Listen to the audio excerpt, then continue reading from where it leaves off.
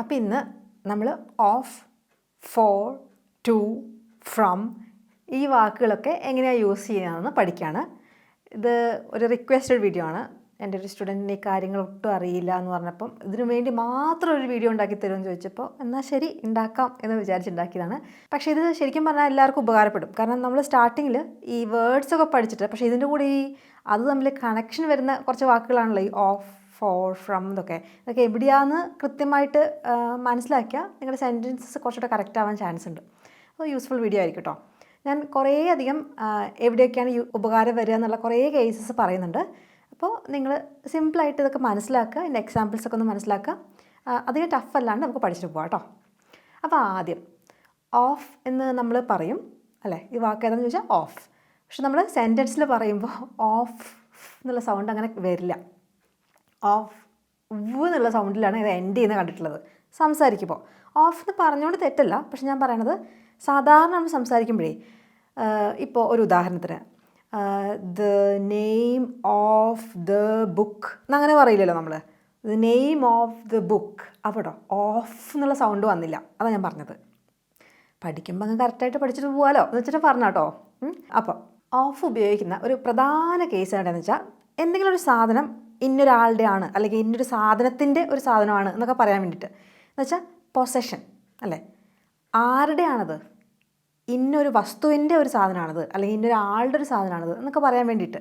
സാധനം തന്നെ ആവണമെന്നില്ല, എന്തെങ്കിലും ഒരു എ എന്ന് പറഞ്ഞൊരു സാധനം അല്ലെങ്കിൽ എ എന്ന് പറഞ്ഞൊരാൾ ബി എന്ന് പറഞ്ഞൊരാളുടെ ബന്ധമുണ്ട്, അയാളുടെ ആണ് എന്ന് കാണിക്കാൻ വേണ്ടിയിട്ട് ഓഫ് ഉപയോഗിക്കും.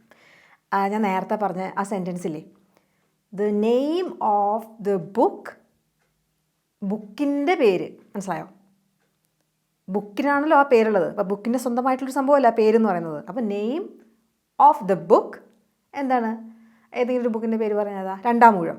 The name of the book is Randamoozham അല്ലെങ്കിൽ ഹാരി പോട്ടർ. മനസ്സിലായോ? ബുക്കിൻ്റെ പേരെന്താ, what is the name of the book, what's the name, what's the name of the book. Okay. അപ്പം നമ്മൾ ഇത് പറയുമ്പോൾ ഒരു സംശയം വരിക, വാട്ട്സ് ദ ബുക്സ് നെയിം എന്ന് ചോദിച്ചുകൂടെ എന്ന്. പൊതുവെ നമ്മൾ രണ്ട് രീതിയിൽ ഇത് ഉപയോഗിക്കും അല്ലേ. നെയിം ഓഫ് ദ ബുക്ക് പറയാം അല്ലെങ്കിൽ ബുക്സ് നെയിം എന്ന് കേൾക്കാം. പക്ഷെ പൊതുവെ നമ്മൾ വസ്തുക്കളുടെ ബന്ധപ്പെട്ട എന്തെങ്കിലും സാധനങ്ങളാണെങ്കിൽ ഓഫ് ദ ആ സാധനം അങ്ങനെ വെച്ചിട്ടാണ് പറയാം. അപ്പോൾ book, the name of the book, the colour of the shirt. മനസ്സിലായോ? പക്ഷേ നമ്മുടെ മോൻ്റെ പേര് the name of my son എന്ന് പറഞ്ഞേക്കാളും മൈ സൺസ് നെയിം അവിടെ നമ്മൾ അപ്പോസ്ട്രോഫി എസ് അതിട്ടിട്ടാണ് ആ ബന്ധം കാണിക്കുക. അപ്പോൾ വസ്തുക്കളുടെ ഇതിന് എക്സെപ്ഷൻസ് ഉണ്ട് കേട്ടോ. ചില കേസിൽ ഇത് അങ്ങനെ അല്ലാണ്ടും ഉപയോഗിക്കുന്ന കേസുകൾ വന്നിട്ടുണ്ട്. പക്ഷേ പൊതുവെ ഈ റൂൾ വെച്ച് പോവുകയാണെങ്കിൽ നിങ്ങൾ പൊതുവെ സേഫ് ആയിരിക്കും. Okay. The name of the book, the colour of his shirt, my son's name, his wife's cousin. മനസ്സിലായോ? ഇനി ഒരു സെൻറ്റൻസ് നിങ്ങൾ അങ്ങ് ഉണ്ടാക്കിക്കോളൂ. ഞാൻ പറഞ്ഞൊരു സെൻറ്റൻസേ, ആ ബോക്സിൻ്റെ കളറ് പച്ചയാണ്. എങ്ങനെ പറയും? The colour of the box is green. The color of the box is green. ശരിയാക്കിയില്ലേ നിങ്ങൾ? അല്ലേ, നിറം, കളർ. ദ കളർ എന്തിൻ്റെ? Of the box.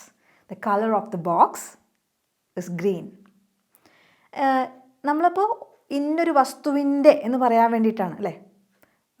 ബോക്സിൻ്റെ നിറം മലയാളത്തിൽ നമ്മൾ ഇൻ്റെ എന്നുള്ള ആ ഒരു എന്താണ് ആദേശിക അല്ല, ഇന്ത്യയുടെ സംബന്ധിക തൽപുരുഷൻ അല്ലേ. എന്നെ മലയാളം ബീന മിസ് എന്നെ ഇതൊക്കെ കേട്ട് തെറ്റാണെങ്കിൽ എന്നെ ഒന്നും വിചാരിക്കരുതേ. എപ്പോഴും ഞാൻ ഇന്ത്യയുടെ പഠിക്കുമ്പോൾ എനിക്ക് എന്തോ സംബന്ധിക തൽപുരുഷൻ തലയിൽ വരും. പണ്ട് ബീന മിസ് പഠിപ്പിച്ചതാണ്. അടുത്തത് കണക്ഷൻ പറയുമ്പോൾ എന്താ പറയുക, ഇതും ഇന്ത്യ തന്നെയാണ് നമ്മൾ മലയാളത്തിൽ പറയാം അല്ലേ. ഷർട്ടിൻ്റെ ബട്ടൺസ് കാണാനുണ്ടായിരുന്നില്ല, എന്താ പറയുക, വീണുപോയി, ഊരിപ്പോയി, അല്ലെങ്കിൽ ആരെങ്കിലും കോളർ പിടിച്ച് വലിച്ചിട്ടത് പറഞ്ഞു പോയി എന്നൊക്കെ സങ്കല്പിക്കുക.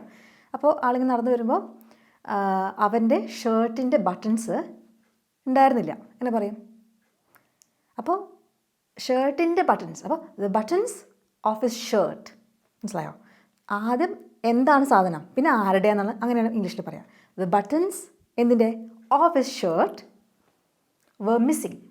കാണാനുണ്ടായിരുന്നില്ല, എന്തൊക്കെയോ കച്ചറ കൂടിയിട്ടാണ് വരുന്നതെന്ന് തോന്നുന്നു.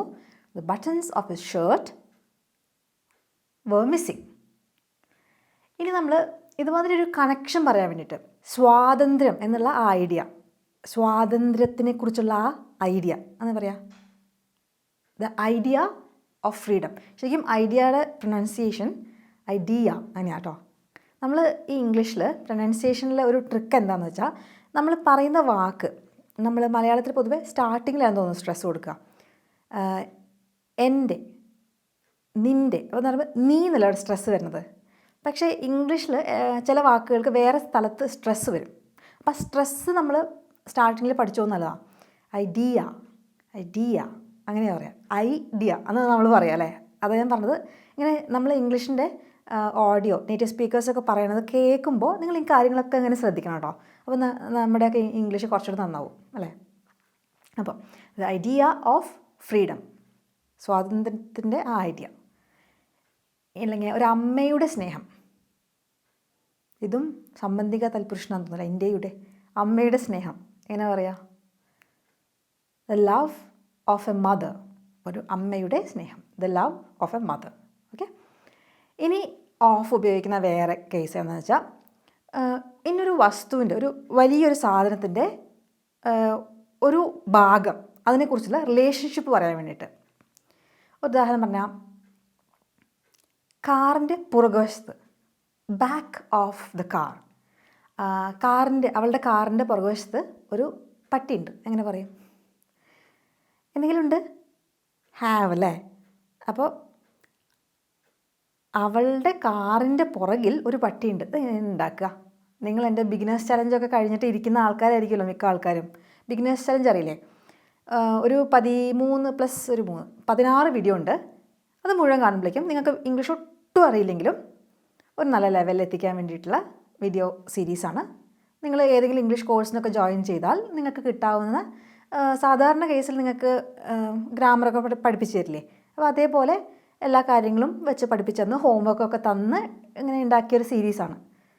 കുറേ ആൾക്കാർ അത് വെച്ച് ഉപകാരപ്പെട്ടിട്ടുണ്ട്. അപ്പോൾ നിങ്ങളത് കണ്ടിട്ടില്ലെങ്കിൽ അത് കണ്ടു നോക്കൂ കേട്ടോ. അത് മിക്കവാറും ഇത് കണ്ട ആൾക്കാരായിരിക്കും ഇവിടേക്ക് എത്തുക. അല്ലെങ്കിൽ കണ്ടിട്ടില്ലെങ്കിൽ കണ്ടു നോക്കൂ. കുറേ കാര്യങ്ങൾ ക്ലിയർ ആവും. സെൻറ്റൻസുകൾ ഉണ്ടാക്കാനുള്ള ധൈര്യമൊക്കെ വരും കേട്ടോ. ഇംഗ്ലീഷ് കോഴ്സ് നോക്കുകയാണെങ്കിൽ വേറെ കോഴ്സായിട്ട് ഞാൻ പെയ്ഡ് കോഴ്സായിട്ട്, ഫ്രീ അല്ല പെയ്ഡായിട്ടുള്ള കോഴ്സായിട്ട് ഞാൻ വേറെ എടുക്കുന്നുണ്ട്. അതിൻ്റെ ഡീറ്റെയിൽസ് എൻ്റെ വെബ്സൈറ്റിലുണ്ടാവും. അതിന് അറിയണമെങ്കിൽ എനിക്ക് ഇമെയിൽ അയച്ചാൽ മതി, പറഞ്ഞുതരാം. അപ്പം ഞാൻ പറയണത്, നിങ്ങൾക്ക് ബേസിക്സ് അറിയില്ലെങ്കിൽ അത് കാണാം. എന്തായാലും ഞാൻ ഇത് പറഞ്ഞുതരാം. അപ്പോൾ അവൾക്കൊരു നായയുണ്ട്. ആ നായ എവിടെ ഇരിക്കണേ? അവളുടെ കാറിൻ്റെ പുറകിൽ. ഇന്നെങ്ങനെ നമ്മൾ പറയും? ഒന്ന് സെൻറ്റൻസ് ഉണ്ടാക്കാൻ പറ്റുമോ? അവൾക്കൊരു നായ ഉണ്ടെന്ന് എങ്ങനെ പറയും? അവൾ ഷീ. അവൾക്കൊരു എന്തെങ്കിലും ഉണ്ടെന്ന് പറയണമെങ്കിൽ ഷീ ഹാസ്. നമ്മൾ കഴിഞ്ഞ വീഡിയോയിൽ പഠിച്ചിട്ടുള്ളതാണ്. ആ വീഡിയോ ഇംഗ്ലീഷ് ഒട്ടും അറിയാത്തവർക്ക് തുടങ്ങാൻ വേണ്ടിയിട്ടുള്ളൊരു വീഡിയോ ആണ്. അതിൻ്റെ ലിങ്ക് ഞാൻ കൊടുക്കാം, കണ്ടു നോക്കൂ കേട്ടോ, നിങ്ങൾക്ക് ഇംഗ്ലീഷ് ഒട്ടും അറിയില്ലെങ്കിൽ. അപ്പോൾ ഈ സെൻറ്റൻസ് എങ്ങനെ പറയാം? അവൾക്കൊരു നായുണ്ട്, ഷീ ഹാസ് എ ഡോഗ്. എവിടെ? കാറിൻ്റെ പുറകിൽ, in the back of her car.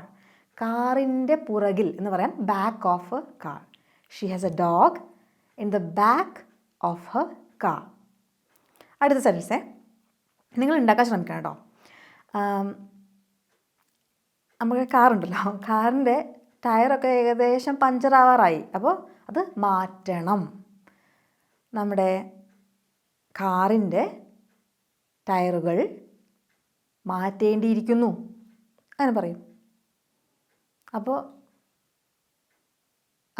കാറിൻ്റെ വീൽസ് എന്ന് ഉപയോഗിച്ചുള്ളൂ, ചക്രങ്ങൾ. അങ്ങനെ പറയാം, the wheels of the car. അപ്പോൾ എന്താണ് മാറ്റേണ്ടത് നമുക്ക് കിട്ടി. എന്താണ്? The wheels of the car. ഇനി അത് മാറ്റണം എന്ന് പറയണമെങ്കിൽ നീഡ്, എന്തെങ്കിലും അത് നമുക്ക് അതിനെ മാറ്റണം എന്നൊക്കെ പറയാം. They need to be replaced. എന്താ അവിടെ നീഡ്സ് എന്ന് വരാതിരുന്നത്? The wheels of the car need to be replaced. എന്താ അവിടെ നീഡ്സ് വരാതിരുന്നത്? ദ കാർ ഒരു സാധനമുള്ളൂ, ഒരു സാധനമാകുമ്പോൾ നീഡ്സ് ഉണ്ടേ. അതെന്താണെന്ന് അറിയോ? നമ്മൾ ഇതിനെക്കുറിച്ച് പറയണേ, the wheels of the car. കാറിനെ കുറിച്ചല്ല പറയണേ, കാറിൻ്റെ ചക്രങ്ങളെക്കുറിച്ചാണ് പറയണേ. അപ്പോൾ ഒരു ചക്രത്തെക്കുറിച്ചല്ല, പല ചക്രങ്ങളുണ്ടല്ലോ. അപ്പോൾ അതാണ് wheels. The wheels of the car need to be replaced. നമുക്ക് റീപ്ലേസ് ചെയ്യണം. The wheels of the car need to be replaced. ഇപ്പോൾ ഇവിടെ 2 വന്നില്ലേ? ആ 2 വന്നപ്പോൾ അയ്യോ ഈ 2 എന്നിങ്ങനെയാണ് വന്നതെന്നൊക്കെ കൺഫ്യൂഷൻ ഉണ്ടെങ്കിൽ അത് നമ്മൾ ഈ വീഡിയോയിൽ കവർ ചെയ്യുന്നുണ്ട് കേട്ടോ. 2 പഠിക്കുന്നുണ്ട്. അത് ഞാൻ ഓഫിൻ്റെ ഒന്ന് തീർക്കട്ടെ, അതിനായിട്ട് 2 വരുന്നുണ്ട്. അപ്പോൾ അത് മനസ്സിലായില്ലേ? അടുത്തത് എൻ്റെ കോഴ്സ് ഉണ്ടല്ലോ, അപ്പോൾ കോഴ്സിനെ കുറിച്ചൊരു സെൻസ് ഇടാം. വിനിയുടെ കോഴ്സിലത്തെ ലെസൺസൊക്കെ നന്നായി പ്ലാൻ ചെയ്തതാണ്, നല്ല പ്ലാൻ ചെയ്തിട്ട് ഉണ്ടാക്കിയതാണ്. അപ്പോൾ അതെങ്ങനെ പറയാം? നിങ്ങൾക്കൊക്കെ എൻ്റെ കോഴ്സ് റിവ്യൂ ഇടണമെങ്കിൽ അങ്ങനെ പറയാമല്ലോ. The lessons of Vinees course അല്ലേ, വിനിയുടെ കോഴ്സിൻ്റെ ലെസൺസ്. അപ്പോൾ the lessons of Vinees course are well planned, നന്നായി പ്ലാൻ ചെയ്ത് ഉണ്ടാക്കിയതാണ്. The lessons of Vinees course are well planned. അപ്പോൾ മനസ്സിലായില്ലേ? എന്തെങ്കിലും ഒരു സാധനത്തിൻ്റെ ഒരു പാർട്ടായിട്ടുള്ളൊരു സാധനം എന്ന് പറയാൻ വേണ്ടിയിട്ട് നമുക്ക് ഓഫ് ഉപയോഗിക്കാം. അടുത്തത്, നമ്മൾ എന്തെങ്കിലും ഒരു സംഭവത്തെ ഡിസ്ക്രൈബ് ചെയ്യുമ്പം എന്താ പറയുക? ഡിസ്ക്രൈബ് ചെയ്യുക എന്ന് വെച്ചാൽ അവിടെ വർണ്ണിക്കുക, അല്ലെങ്കിൽ അതിൻ്റെ ഒരു എന്താ പറയുക ആട്രിബ്യൂട്ട്, എന്തെങ്കിലും ഒരു ഒരു ഒരു ഫീച്ചറൊക്കെ നമ്മൾ പറയുമ്പോൾ നമ്മൾ ഈ ഓഫ് ഉപയോഗിക്കും. എങ്ങനെയാണ്? ഇപ്പോൾ നമ്മുടെ ഏതെങ്കിലും ഒരു സിറ്റി, ഹൈദരാബാദ് ഭയങ്കര ഹിസ്റ്റോറിക്കൽ സിഗ്നിഫിക്കൻസ് ഉള്ളൊരു സ്ഥലമാണെന്ന് വിചാരിക്കാം. അപ്പോൾ അതൊരു ഹൈദരാബാദ് ഇസ് എ സിറ്റി, അതിന് ഇനി വിശേഷിപ്പിക്കാം നമ്മൾ സിറ്റി ഓഫ് ഹിസ്റ്റോറിക്കൽ സിഗ്നിഫിക്കൻസ്, ഭയങ്കര ഹിസ്റ്ററിയൊക്കെ ആയിട്ട് ബന്ധമുള്ളൊരു സ്ഥലമാണ് എന്ന് പറയാൻ വേണ്ടിയിട്ട്. അപ്പോൾ അതിനെ വർണ്ണിക്കുകയല്ലേ, ഈ സിറ്റീനെ വർണ്ണിക്കാം. A city of historical significance. അല്ലെങ്കിൽ ഒരു പ്രായമുള്ളൊരു മനുഷ്യനുണ്ട്, നിങ്ങൾക്ക് നല്ല വിസ്ഡം ഉണ്ട്. എന്താ വിസ്ഡം? എന്താ പറയുക? വിസ്ഡം, നല്ല വിവേകമൊക്കെ ഉള്ളൊരു മനുഷ്യൻ. വൈസ്, അതിൻ്റെ നൗൺ ഫോമാണ് വിസ്ഡം. വൈസ് എന്ന് പറയുന്നത് വയസ്സല്ല, വയസ്സായ വ്യക്തികൾക്ക് വയസ്സാവണം നിർബന്ധമില്ല, മനസ്സിലായോ? വൈസ് എന്ന് പറഞ്ഞിട്ടുണ്ടെങ്കിൽ നമുക്ക് വിവേകം, കുറേ പ്രായമൊക്കെ ചിലപ്പോൾ നമുക്ക് കുറച്ച് ബോധമൊക്കെ വെക്കുമല്ലോ, ചെറുപ്പത്തിലെ പോലെ അല്ലല്ലോ. അപ്പോൾ ആ സംഭവമാണ് വിസ്ഡം. അപ്പോൾ നല്ല വിസ്ഡം ഉള്ള മനുഷ്യൻ എന്ന് പറയാൻ വേണ്ടി a man of great wisdom, ഭയങ്കര ഒരു എന്താ പറയുക, ഒരു പക്വതയൊക്കെ വെച്ചിട്ടുള്ളൊരു മനുഷ്യൻ അല്ലേ, കുറേ ജീവിത അനുഭവങ്ങളിലൊക്കെ കടന്നു പോയ ഒരു മനുഷ്യനാണ്. He's a man of great wisdom എന്നൊക്കെ പറയാം. അപ്പോൾ അങ്ങനെ ഡിസ്ക്രൈബ് ചെയ്യാൻ വേണ്ടിയിട്ട് അല്ലേ, ഒരു സ്ഥലത്തെ അല്ലെങ്കിൽ ഒരാളെയൊക്കെ ഡിസ്ക്രൈബ് ചെയ്യാൻ വേണ്ടിയിട്ട് നമ്മളിങ്ങനെ ഓഫ് ഉപയോഗിക്കും. ഇനി ക്വാണ്ടിറ്റി, അളവ്.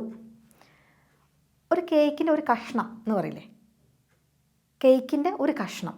ഈ കഷ്ണം എന്ന് പറഞ്ഞൊരു അളവല്ലേ, ഒരു കഷ്ണം എന്ന് പറഞ്ഞൊരു അളന്നിട്ട് പറയാവുന്നതല്ലേ ഒരു കഷ്ണം എന്ന്. ഒരു കഷ്ണം 2 കഷ്ണം അളക്കാൻ പറ്റുന്നതല്ലേ. A piece of cake, a piece of cake. A drop of water, ഒരു തുള്ളി വെള്ളം. എ ലിറ്റർ ഓഫ് മിൽക്ക്, ഒരു ലിറ്റർ പാല്. ചിലപ്പോൾ നമുക്ക് പല അളക്കേണ്ട പല സംഭവം ഉണ്ടാകും. ഒരു കുപ്പി, കുറേ വീഞ്ഞുണ്ട്, അതിലൊരു കുപ്പി വീഞ്ഞ് എന്ന് പറയുന്ന ഒരു അളവല്ലേ, 10 കുപ്പി വീഞ്ഞ് എന്നൊക്കെ പറഞ്ഞ അളവല്ലേ. എ ബോട്ടിൽ ഓഫ് വൈൻ, മനസ്സിലായോ? ഇനി ഈ ഒരു സാധനത്തിനുള്ളിലുള്ള വസ്തു, അതിനെക്കുറിച്ച് പറയാൻ അങ്ങനെ പറഞ്ഞാൽ മനസ്സിലാവില്ല ചിലപ്പോൾ. എക്സാമ്പിൾ പറയാം.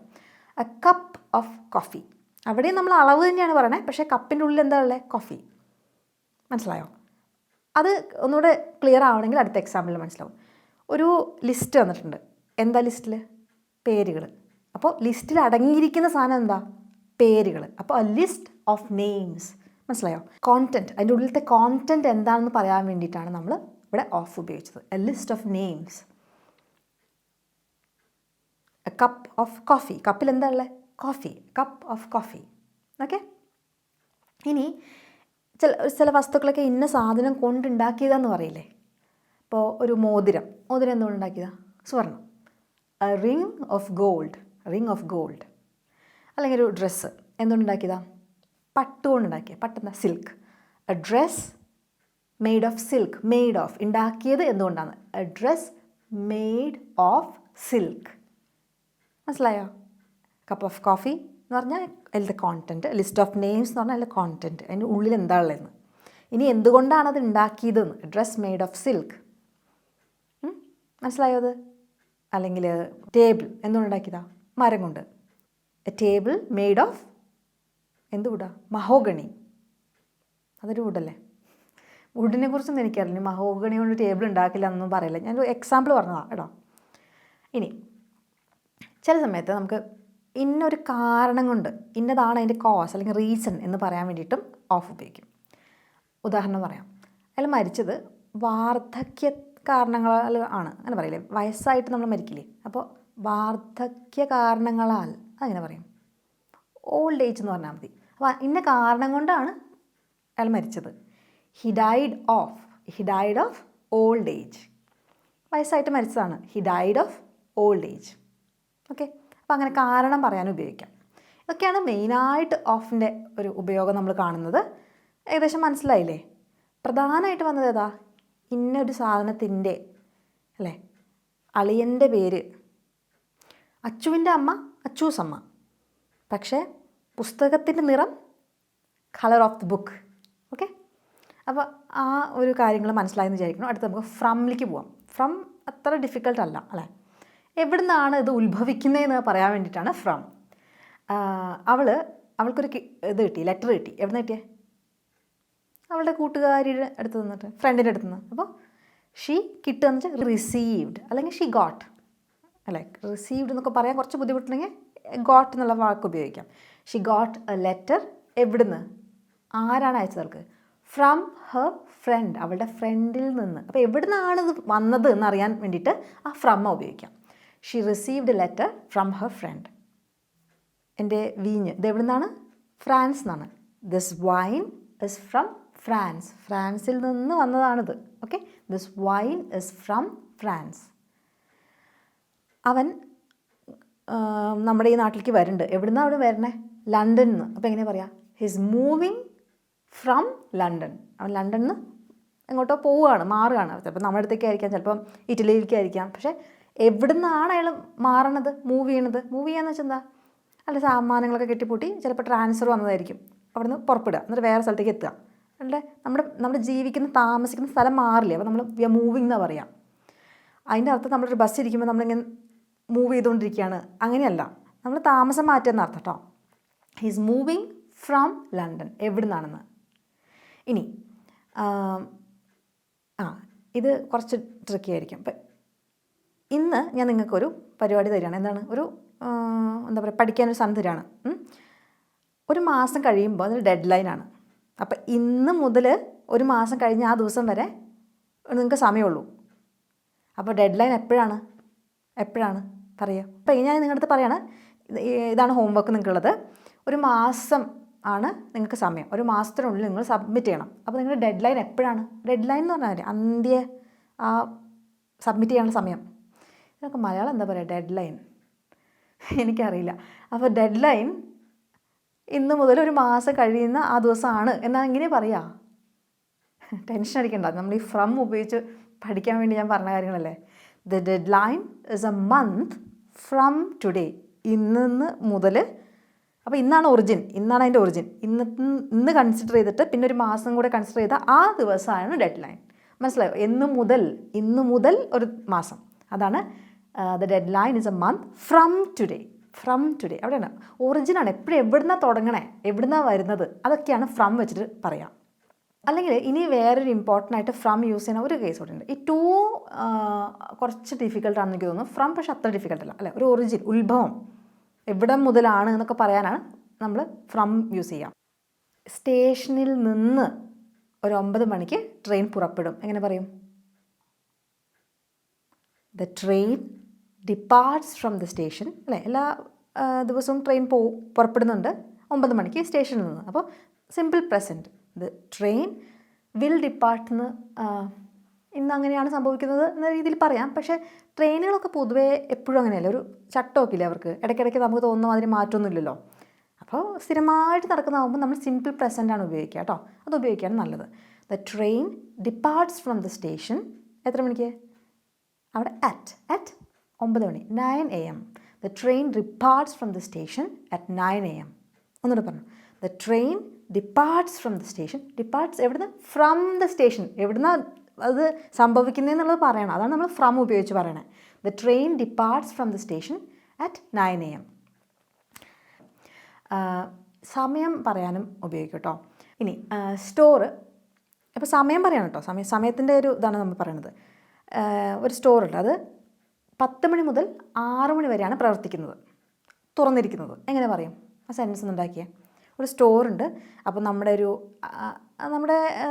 സ്ഥിരമായിട്ട് സാധനം വാങ്ങിക്കാൻ പോകുന്നൊരു സ്റ്റോറാണ്. അപ്പോൾ നമ്മുടെ പുതിയൊരു നെയ്ബർ വന്നിട്ടുണ്ട്. അവരിവിടെ പുതുതായിട്ട് വന്നതാണ്. അപ്പോൾ അവർക്കിതൊന്നും അറിയില്ലല്ലോ. അപ്പോൾ ഞാൻ ആ കടയിൽ പോയാൽ മതി, നല്ല കടയാണ്. അപ്പോൾ അവർ ചോദിക്കും എപ്പോഴാണ് കട തുറന്നിരിക്കുക? നമുക്കറിയാം, പറയണം നമ്മൾ ഇംഗ്ലീഷിൽ. എങ്ങനെ പറയും? എന്താ ഉത്തരം എന്ന് വെച്ചാൽ 10 മണി, രാവിലെ 10 മണി മുതൽ വൈകുന്നേരം 6 മണി വരെ. പറഞ്ഞോളൂ. പോരട്ടെ? ഞാൻ തുടങ്ങി തരാം. ദ സ്റ്റോർ ഇസ് ഓപ്പൺ, തുറന്നിരിക്കുന്ന സമയം is open from 10 AM to 6 PM. ഇത്തിരി ബുദ്ധിമുട്ടായിരുന്നു സെൻസ്. ഇന്ന സമയം മുതൽ ഇന്ന സമയം വരെ ഈ സ്റ്റോർ തുറന്നിരിക്കാറുണ്ട്. അങ്ങനെ സിമ്പിൾ പ്രസൻറ്റിൽ പറയാം. എല്ലാ ദിവസവും അങ്ങനെ തന്നെയല്ല. അവർ ഇടയ്ക്ക് വെച്ചിട്ട് എന്തെങ്കിലുമൊക്കെ ബുദ്ധിമുട്ട് അവർക്കിനി ഹെൽത്തിനൊക്കെ ഉണ്ടായാൽ ചിലപ്പോൾ ക്ലോസ് ചെയ്യും. അല്ലാതെ ഒക്കെ സ്ഥിരമായിട്ട് ഇങ്ങനെയല്ലേ, 10 മണി മുതൽ 6 മണി വരെയാണ് അവരങ്ങനെ. അപ്പോൾ നമ്മൾ സിമ്പിൾ പ്രസൻറ്റാണ് അഗെയിൻ യൂസ് ചെയ്യേണ്ടത്. ആ ടെൻസ് പറയുന്നതാണ് പലപ്പോഴും ഞാൻ മിസ്റ്റേക്സ് കണ്ടിട്ടുള്ളത് കേട്ടോ. അതൊന്ന് ശ്രദ്ധിക്കണം. നമ്മൾ സ്ഥിരമായി നടക്കുന്ന കാര്യങ്ങൾ എപ്പോഴും സിമ്പിൾ പ്രസൻറ്റിൽ പറയാം. The store is open from 10 AM to 6 PM. ഇനി ഫ്രം ഉപയോഗിക്കുന്നത് എവിടെയെന്ന് വെച്ചാൽ ഒരു സെപ്പറേഷൻ അല്ലെങ്കിൽ റിമൂവൽ, അതിനൊക്കെ കാണിക്കാൻ വേണ്ടിയിട്ട്. എന്താ ഈ സെപ്പറേഷൻ? നമ്മൾ കോളേജിൽ നിന്ന് പഠിച്ച് പാസ്സായി പുറത്തിറങ്ങുക. അപ്പോൾ ഒരു സെപ്പറേഷൻ ഇല്ലേ ഇവിടെ? നമ്മളും കോളേജിൽ നമ്മൾ സെപ്പറേഷൻ ഉണ്ട് അല്ലേ? അപ്പോൾ അങ്ങനത്തെ കേസുകളിലൊക്കെ ഫ്രം ഉപയോഗിക്കും. അപ്പോൾ നമ്മൾ പഠിച്ച് പാസ്സായി പുറത്തിറങ്ങുന്നത് എന്താ പറയുക? ഗ്രാജുവേറ്റ് ചെയ്യുക അല്ലേ? നമ്മൾ ഇന്ത്യൻ ഇംഗ്ലീഷിൽ പാസ് ഔട്ട് ചെയ്യാമെന്ന് പറയും, ഞാനും പറയാറുണ്ട്. പക്ഷേ അത് അമേരിക്കൻസിന് ഒട്ടും മനസ്സിലാവില്ലേ പാസ് ഔട്ട് ചെയ്യാന്ന് പറഞ്ഞാൽ. ബ്രിട്ടീഷുകാർക്ക് പിന്നെ ഒരു പാസ് ഔട്ട് പരേഡൊക്കെ ഉണ്ട് അവരുടെ മിലിറ്ററി ആയിട്ട് ബന്ധപ്പെട്ടത്. എന്നാലും അവർ ഇങ്ങനെ നെറ്റി ചുളിക്കാൻ ചാൻസ് ഉണ്ട്. അപ്പോൾ നമുക്ക് ഗ്രാജുവേറ്റ് എന്ന് പറഞ്ഞിട്ട് ഉപയോഗിക്കാം അല്ലേ?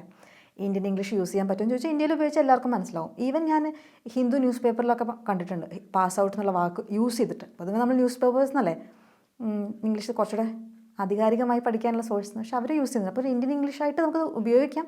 പക്ഷേ if you want to move to the UK or the US and you want to standardize your English, then go for this graduate എന്നുള്ള വാക്ക്. എസ്പെഷ്യലി നിങ്ങൾ ഈ ജോബ് ഇൻ്റർവ്യൂസ് ഒക്കെ ചെയ്യുമ്പോൾ എപ്പോഴാണ് പാസ് ഔട്ട് ആയെന്ന് പറയാൻ ഇത് നിങ്ങൾ നമുക്ക് പാസ് ഔട്ട് എന്നുള്ള വാക്ക് വരും. അപ്പോൾ ഇപ്പം തന്നെ നിങ്ങൾ അവിടെ സ്റ്റോർ ചെയ്ത് വെച്ചോളൂ. ഗ്രാജുവേറ്റ്, പാസ് ഔട്ട് ആവുക എന്ന് പറയാൻ വേണ്ടി ഗ്രാജുവേറ്റ്.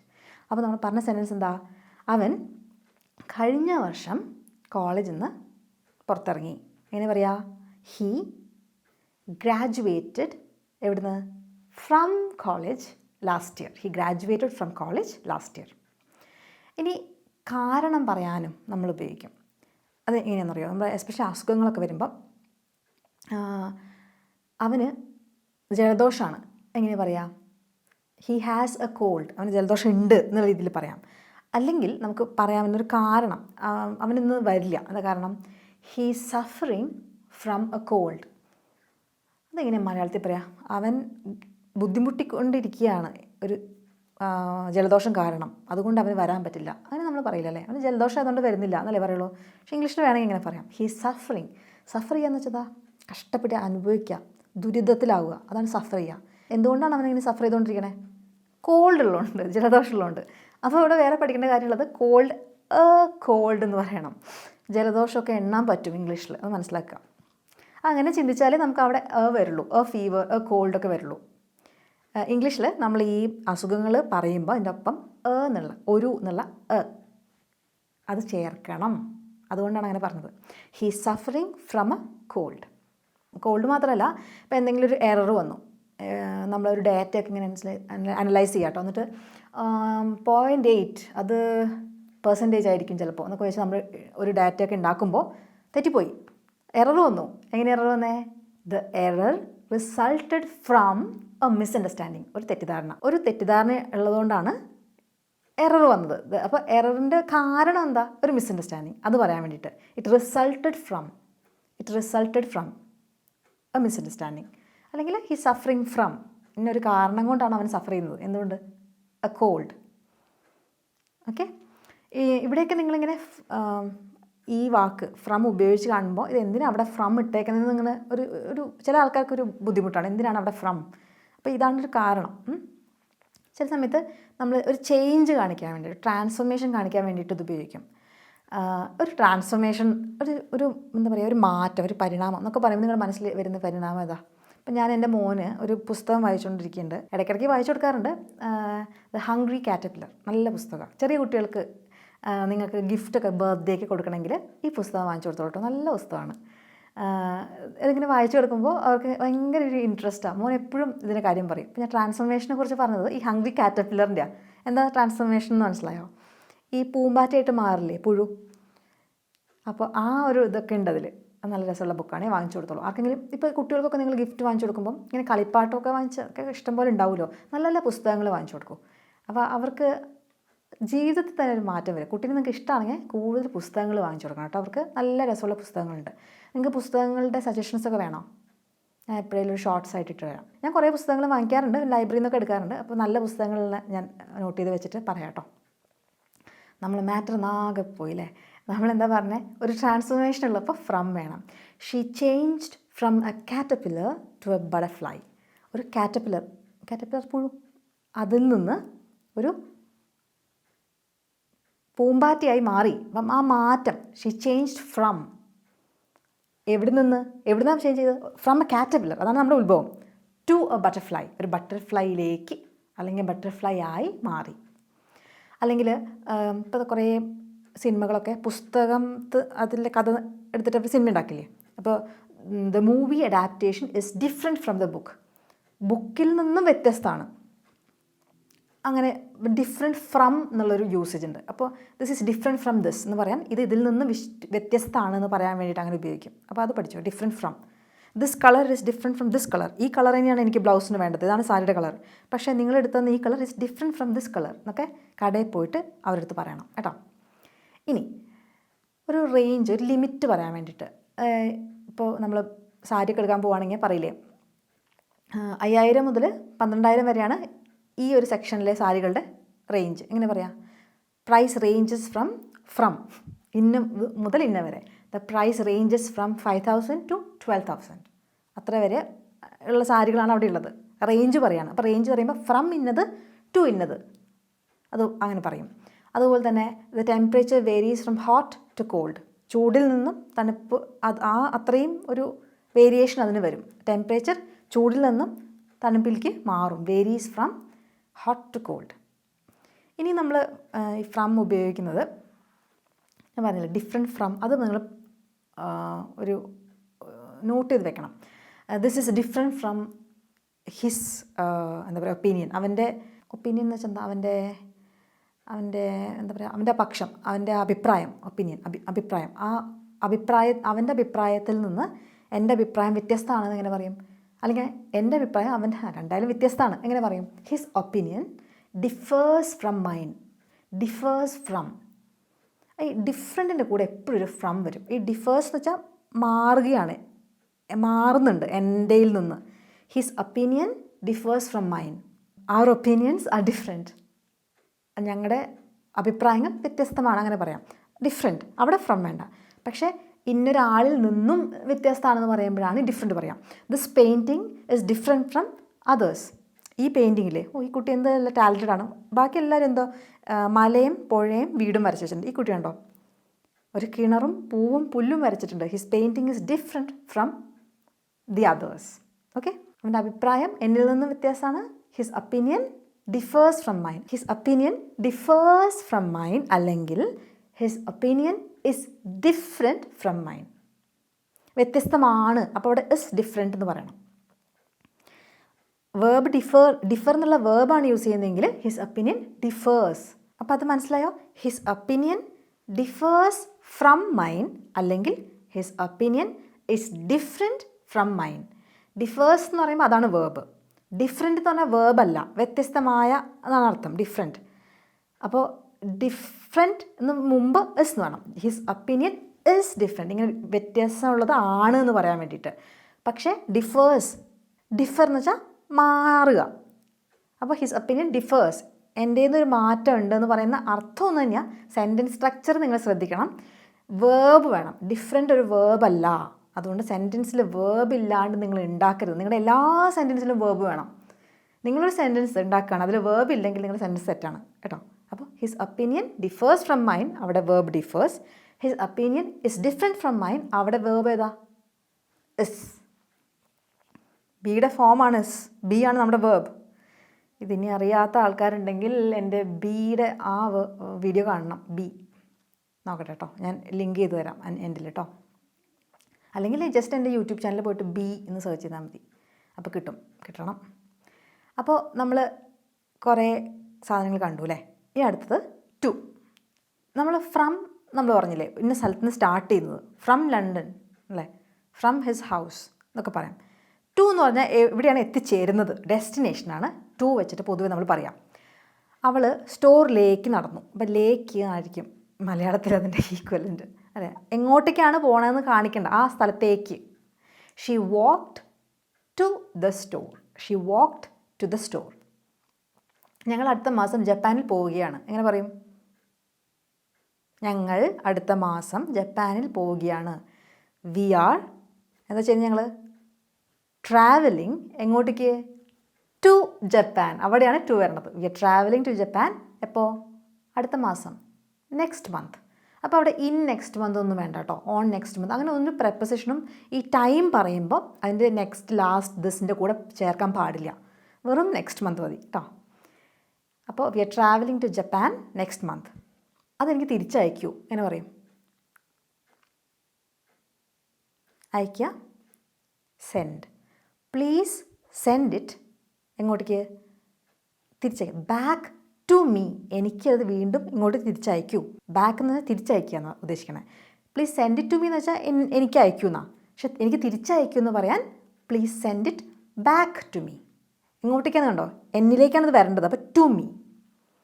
ഇനി നമുക്ക് ഒരാളുടെ ഒരു ഉദ്ദേശം, ഇതാണ് ടു ശ്രദ്ധിക്കേണ്ടത്. ടു ഇത്തിരി ട്രിക്കിയാണ്. നമ്മൾ ഓഫ് പോലെ കുറച്ച് ട്രിക്കിയാണ്. ഫ്രം അത്രയ്ക്ക് ട്രിക്കി അല്ല, പക്ഷേ ടു ഓഫ് ഇതൊക്കെ നിങ്ങൾ ശ്രദ്ധിക്കണേ. ഇപ്പോൾ ഈ പറയാൻ പോണ കാര്യം എസ്പെഷ്യലി ശ്രദ്ധിക്കണം കേട്ടോ. ഇത് കുറേ പേർക്ക് കൺഫ്യൂഷനുള്ളതാണ്. എന്തിന് വേണ്ടിയാണ് നമ്മളൊരു കാര്യം ചെയ്യുന്നത് അത് കാണിക്കാൻ അവിടെ ടു ആണ് ഉപയോഗിക്കുക. അവൻ പോയി എന്തിനു വേണ്ടിയിട്ട്? സാധനങ്ങൾ വാങ്ങിക്കാൻ വേണ്ടിയിട്ട്. അപ്പോൾ അവൻ പോയി എങ്ങനെ? He went. എന്തിനു വേണ്ടിയിട്ട്? അവിടെ to buy groceries. He went to buy groceries. ഇത് ഇന്നൊരു കാര്യത്തിന്. അപ്പോൾ പേർപ്പസ് എന്തിനു വേണ്ടിയിട്ടാണ്, ആ ഇൻറ്റൻഷൻ അത് കാണിക്കാൻ വേണ്ടിയിട്ട് നമ്മൾ ടു ഉപയോഗിക്കും. ഇത് ഉണ്ടോ, ഞാൻ ഈ സെൻറ്റൻസ് പറയുമ്പം അവൻ സാധനം വാങ്ങിക്കാൻ പോയി എന്ന് പറയുമ്പോൾ ഭയങ്കര കൺഫ്യൂഷൻ, എങ്ങനെ ഈ സെൻറ്റൻസ് ഉണ്ടാക്കുന്നത്. ആദ്യം തന്നെ അവിടെ അവൻ എന്താ ചെയ്തേ? അവൻ പോയി, ഹി വെൻറ്റ്. എന്തിനു വേണ്ടിയിട്ടാണെന്നുള്ളത് ടു വെച്ചിട്ട് പറയാം, ടു ബൈ ഗ്രോസറീസ്. ഞാൻ പഠിക്കുകയാണ് കേട്ടോ, ഭയങ്കര പഠിത്തം. രാത്രി 12 മണി 1 മണിക്കൊക്കെ ഇരുന്ന് പഠിക്കാം. എന്തിനാണ് പഠിക്കണേ? ഒരു ഡോക്ടർ ആവാൻ. അപ്പോൾ എങ്ങനെ പറയും? ഞാനിപ്പോൾ പഠിച്ചുകൊണ്ടിരിക്കുക, ഭയങ്കര പഠിത്തം. അപ്പോൾ എന്തിനാണെന്ന് വെച്ചപ്പോൾ ഡോക്ടർ ആവാൻ വേണ്ടിയിട്ട്. ഇപ്പം ഇരുന്ന് പഠിച്ചാൽ പെട്ടെന്ന് ഡോക്ടർ ആവാം. I'm studying to become a doctor. ഒരു ഡോക്ടർ ആവാൻ, to become a doctor. I'm studying to become a doctor. She is going to college to become a teacher. B എഡിന് ആൾ പോവാണ്, അപ്പോൾ ടീച്ചർ ആവാൻ വേണ്ടിയിട്ടാണ് കേട്ടോ. Going to college to become a teacher.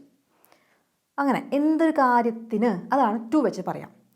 പിന്നെ നമ്മൾ നേരത്തെ പഠിച്ചില്ലേ, ഇന്ന സമയം മുതൽ ഇന്ന സമയം വരെ. ആ വരെ പറയുമ്പോൾ നമ്മൾ മുതൽ നമ്മൾ ഫ്രം അല്ലേ, ഫ്രം 9 AM ടു മുതൽ ഇന്ന സമയം വരെ എന്ന് പറയുമ്പോൾ ടു ആണ് വേണ്ടത്. മീറ്റിംഗ് 9 മണി മുതൽ 11 മണി രാവിലെ വരെയാണ്. എങ്ങനെ പറയും? The meeting is from 9 AM എവിടെ വരെ? To 11 AM. The meeting is from 9 AM to 11 AM. അതുപോലെ തന്നെ പിന്നെ നമ്മൾ ഒരു റേഞ്ച് കാണിക്കാൻ വേണ്ടിയിട്ട് -10 ഡിഗ്രി സെൽഷ്യസ് വരെ ടെമ്പറേച്ചർ താഴും, അല്ലെങ്കിൽ താഴാൻ ചാൻസ് ഉണ്ട്. അങ്ങനെ പറയും. ടെമ്പറേച്ചറിന് -10 വരെ താഴെ പോകാൻ പറ്റും. ആ രീതിയിൽ ചിന്തിക്കണം. ദ ടെമ്പറേച്ചർ ക്യാൻ ഡ്രോപ്പ് എവിടെ വരെ? To -10 degrees. -10 വരെ ടെമ്പറേച്ചറിന് താഴാൻ പറ്റും, അല്ലെങ്കിൽ താഴാൻ ചാൻസ് ഉണ്ട് എന്നൊക്കെ പറയാൻ the temperature can drop to -10 degrees. The temperature may drop എന്നൊക്കെ പറയാം. പക്ഷേ നമ്മളിങ്ങനെ ഒരു യൂസേജ് കൂടെ പഠിക്കാം. അത് നമ്മളൊരു പൊതുവെ ഐ ക്യാൻ എന്നൊക്കെ പറഞ്ഞെങ്കിൽ പറ്റുന്നില്ലേ, ടെമ്പറേച്ചറിന് പറ്റുന്നൊക്കെ ഇങ്ങനെ പറയും എന്ന് വിചാരിക്കും. പക്ഷെ ഇത് വളരെ കോമൺ ആണ്. The temperature can drop to എവിടെ വരെ? ടു -10 ഡിഗ്രീസ് അല്ലെങ്കിൽ -20 ഡിഗ്രീസ്. എല്ലാ പ്രായക്കാർക്കും എൻ്റെ ഇംഗ്ലീഷ് ക്ലാസ് ഓപ്പൺ ആണ്. എങ്ങനെ പറയും? My course is open to all ages. To all ages, എല്ലാവർക്കും പറ്റും എന്ന് കാണിക്കാൻ വേണ്ടിയിട്ട് നമ്മൾ ടു ഉപയോഗിക്കും അവിടെ. ടു ഓൾ ഏജസ്, എല്ലാ പ്രായത്തിലുള്ള ആൾക്കാർക്കും എൻ്റെ കോഴ്സിൽ ജോയിൻ ചെയ്യാം.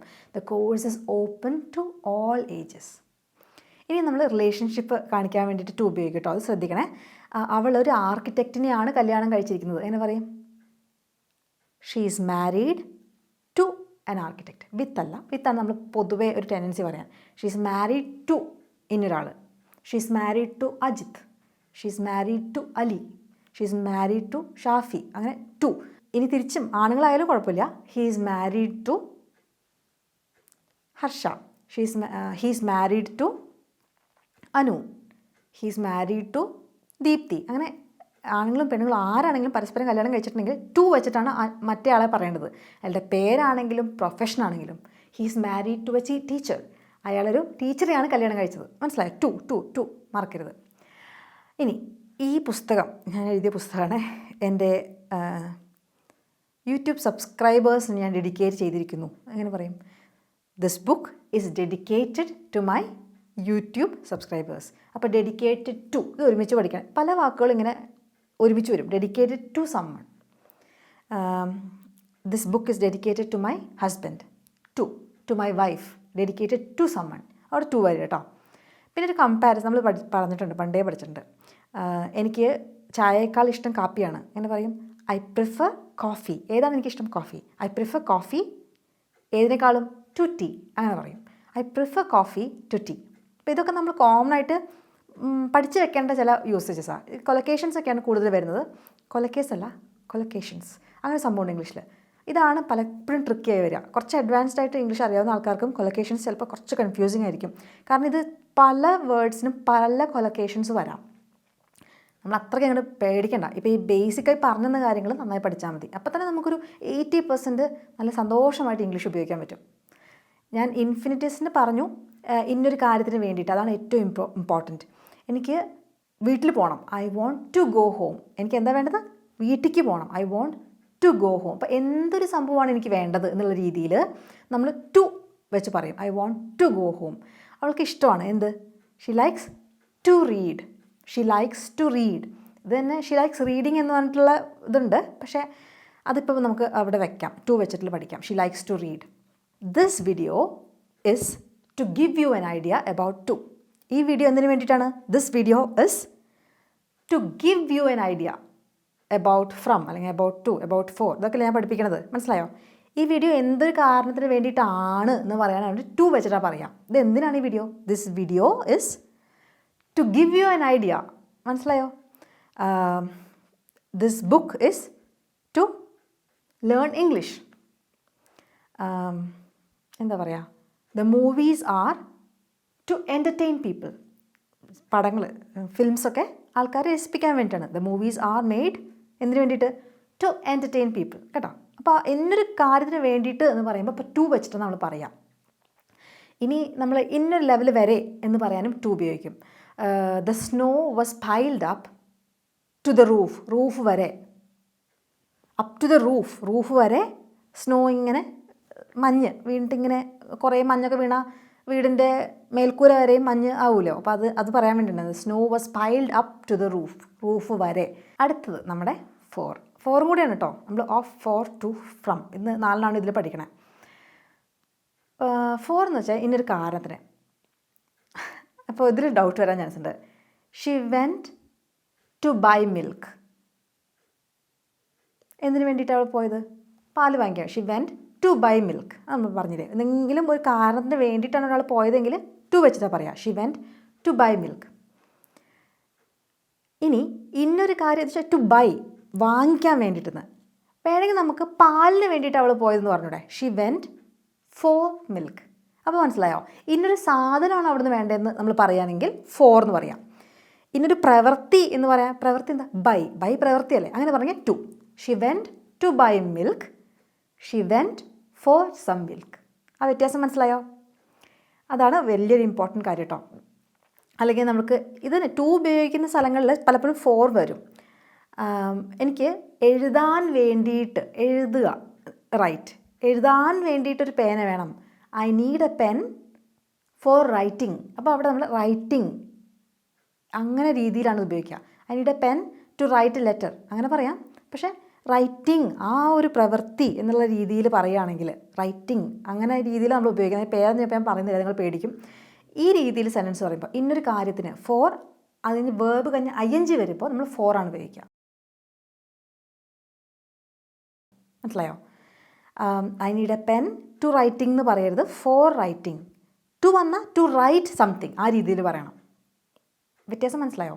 എനിക്കൊരു പേന എഴുതാൻ വേണം, രണ്ട് രീതിയിൽ പറയാം. I need a pen to write a book. I need a pen for writing. For writing, to write, അത് ആണ് ഓർത്ത് വെക്കേണ്ടത്. ഈ പ്ലേസ് ആർട്ട് എക്സിബിഷനൊക്കെ നടത്താൻ വേണ്ടിയിട്ടാണ്. This place is for art exhibitions. അപ്പോൾ അതിൽ ആർട്ട് എക്സിബിഷൻ എന്ന് പറഞ്ഞാൽ ഒരു വേർബ് അല്ലല്ലോ, നൗൺ അല്ലേ. ആർട്ട് എക്സിബിഷൻ സംഭവമല്ലേ, ഇത് ഒരു പ്രവൃത്തി അല്ലല്ലോ. അപ്പോൾ അങ്ങനെ ഒന്നില്ലെങ്കിൽ വേർബ് കഴിഞ്ഞ് ING വരുന്ന കേസിൽ, അല്ലെങ്കിൽ ഒരു നൗൺ വരുമ്പോൾ നമ്മൾ ഫോർ ആണ് യൂസ് ചെയ്യുക. ഇത്രയും പഠിച്ചു വയ്ക്കാം. This place is for art exhibitions. Okay, this place is to perform. Mohiniyattam അങ്ങനെ പറയാം. ടു പെർഫോം എന്ന് പറയുമ്പം പെർഫോം വേർബായി, അതുകൊണ്ടാണ് അവിടെ ടു വന്നത്. This place is to perform Mohiniyattam. This place is for Mohiniyattam exhibitions, അല്ലെങ്കിൽ മോഹിനിയാട്ടത്തിന് എന്തെങ്കിലും വസ്ത്രമൊക്കെ കാണിക്കാനുള്ള ഒരു പ്രദർശന വേദിയാണിത് എന്ന് പറയാൻ വേണ്ടിയിട്ട്. അപ്പോൾ അവിടെ പെർഫോം ചെയ്യുന്നില്ല, അതൊന്നും പറയുന്നില്ല. ആ സെൻറ്റൻസ് സ്ട്രക്ചർ നിങ്ങൾക്ക് മനസ്സിലായോ? ഫോർ കഴിഞ്ഞാൽ ഒന്നില്ലെങ്കിൽ വേർബിൻ്റെ കൂടെ ING വരും, അല്ലെങ്കിൽ നൗൺ വരും. ഇന്നൊരു കാര്യത്തിന് എന്ന് പറയും. For writing, for art exhibitions. To കഴിഞ്ഞാൽ വേർബ് അങ്ങനെ ING ഇല്ലാണ്ട് വരും. To perform, to write. മനസ്സിലായോ? അപ്പോൾ ഇവിടെ പറഞ്ഞേ, ദിസ് ടൂൾ, ഒരു വലിയൊരു സാധനമില്ലേ, സോ, അതെടുത്തിട്ട് this tool is dash cutting wood. മരം മുറിക്കാൻ വേണ്ടിയിട്ടാണ്. എങ്ങനെ പറയും? This tool is cutting. അപ്പോൾ this tool is for cutting wood. This tool അല്ല, this tool is for cutting would.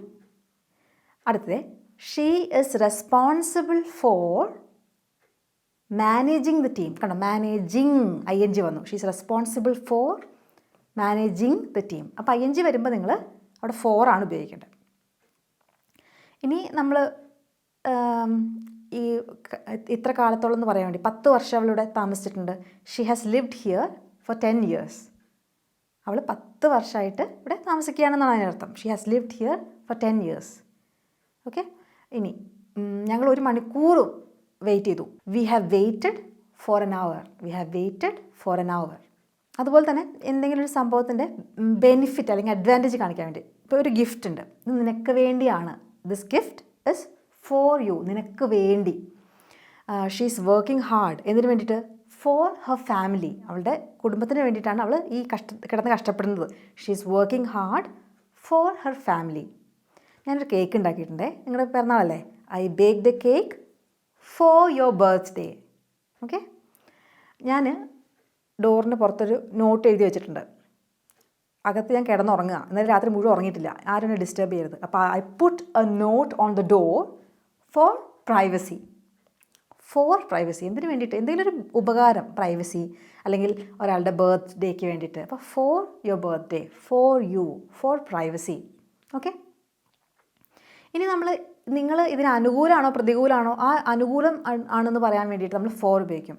Are you for or against the proposal? Proposal എന്ന് പറഞ്ഞാൽ എന്താ? ഐ ലവ് യു എന്ന് പറയുന്നത് മാത്രമല്ല പ്രപ്പോസൽ. ഒരു ബുക്ക് എഴുതി, പ്ലാൻ എഴുതി, ഈ ബിൽഡിംഗ് ഇവിടെ നിന്ന് മാറ്റിയിട്ട് ഒരു പ്രപ്പോസൽ ഉണ്ടാക്കുക. നമ്മൾ ഒരു പ്രപ്പോസൽ എന്താ പറയുക മലയാളത്തിൽ? പ്രപ്പോസൽ എനിക്കറിയില്ല. പ്രപ്പോസൽ പെട്ടെന്ന് അങ്ങനെ പറയുമ്പോഴേ നമുക്ക് കിട്ടില്ല.